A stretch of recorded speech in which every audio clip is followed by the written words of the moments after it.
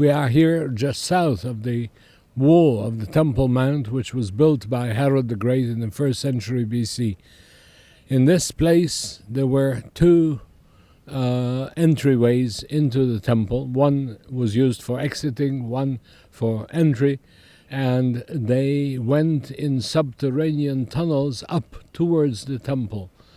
Above them was the largest building ever built in Palestine in antiquity up till modern times. That was the royal porch, or the Stoa Basilicae. When they got out from the tunnel to the light, they suddenly saw the light of God. They didn't only see the daylight, but they saw the temple with its all glorious glittering in front of their face. I just ask you real quick about numbers. Josephus talks about some really large numbers of people in Jerusalem. How many would you say might be coming here for a Passover, for example? The estimate of one of the scholars, the late Professor Samuel Safrai, was up to 1 million people. So we're thinking not only about what this looks like, but also all around the countryside, people are really finding some way or another to have temporary dwelling. Yes, it is true. In any case, if we can be sure of one place where Jesus walked, this is these steps. And that would be the rough-hewn stones here, underneath the more finished ones on top to protect them. Now on top, we have two gates which are now blocked. And he who did a full circuit of the Temple Mount, entering through there and exiting through here, never found himself with his back towards the Holy of Holies.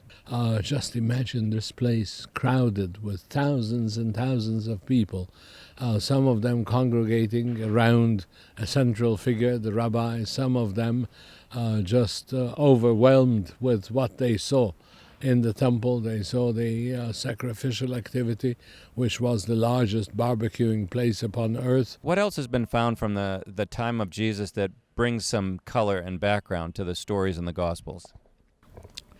Now, I guess for somebody who comes from a small village in Galilee, Nazareth, the large city of Jerusalem was a kind of a shock.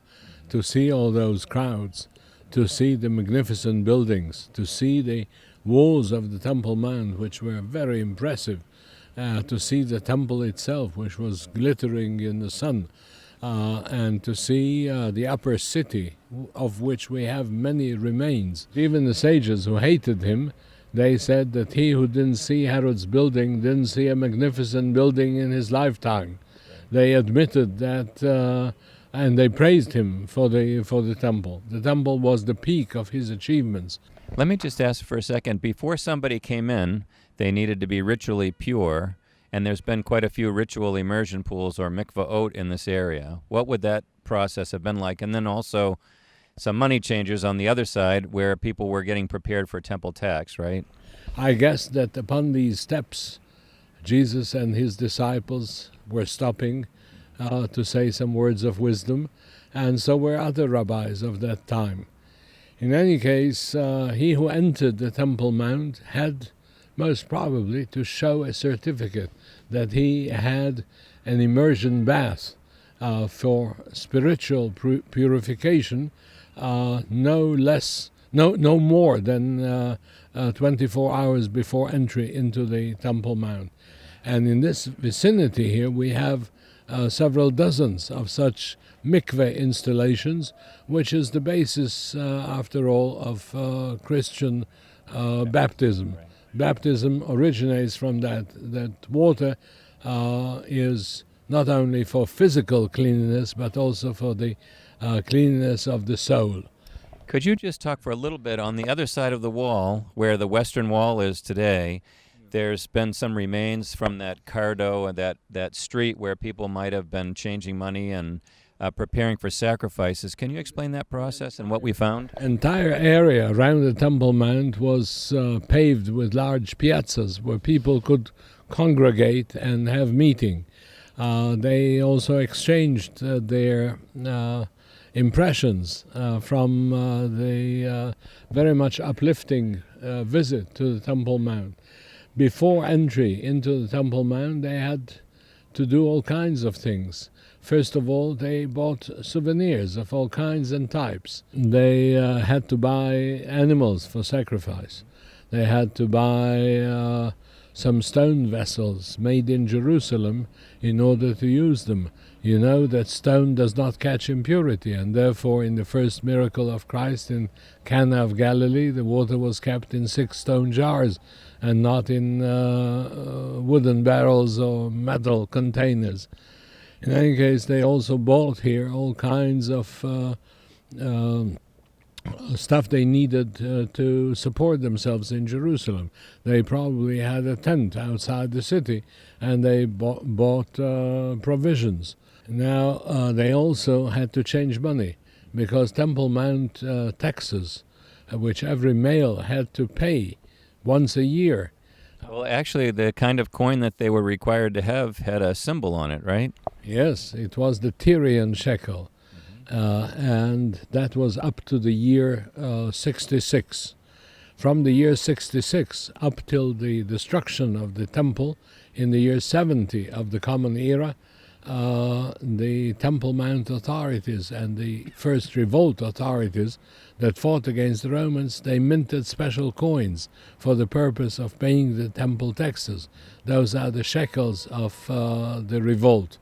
And so, Gaby, the Second Temple period really ends with an enormous tragedy, with the destruction of the temple, and a lot of what we found and is now exposed or reconstructed in this area is all making sense not only of the period between Herod building it and the time of Jesus, but a generation later when it was destroyed. And we have the burnt house, and we have some other places that we won't visit or talk about today, but there's a story here that begins with the very meager beginning of a second temple being built, and the books of the Old Testament begin talking about this period and this anticipation, and Herod builds the most magnificent building, and yet there'll be probably about 40 years after Jesus' death that this temple will come down, and Jews won't have a homeland really here until our recent history. Yeah, the second temple was inaugurated by the returnees to Zion from Babylonian captivity in 515 BC. That building stood up to the 1st century BC, when Herod built the building actually from scratch. He demolished the previous building, and his building was actually the third temple. We call it still Second Temple because there was no gap in the sacrificial activity that went on in the Temple Mount. The Second Temple came to an end with the soldiers of Titus, the emperor of Rome, in the summer of the year 70 of the Common Era. The Temple Mount challenged the sovereignty and the legitimacy of the Roman emperor. It is the largest religious compound of the Roman world, much larger than the enclosures which were built for the worship of the Roman emperor as God. Right. And they refused to sacrifice sacrificial activity for the health of the emperor. We have destruction levels. We have layers of ash and black soot, and buildings that went on fire. We have some of the skeletal remains of the victims. We have the subterranean canalization systems in which people found refuge, and we have the cooking pots left by them and the paving stones above them, which were broken by the sledgehammers of the Roman soldiers in order to hunt them down. By standing next to these piles of stones knocked down from the walls of the temple, one could even hear the sound of the stones falling. Well, it's pretty clear that to really understand the history of both Christianity and Judaism, you need to appreciate the significance of Christ's death and resurrection and the following, and also the destruction of the temple here, because both the faiths that have their shared heritage really have first century moments that bring definition to them. So, thank you for being with us here and for taking us from the very earliest time until this important time. And I know there's more history that follows you could talk about, but that's it for our time today. Thank you. It was too short. Thank you. Thank you.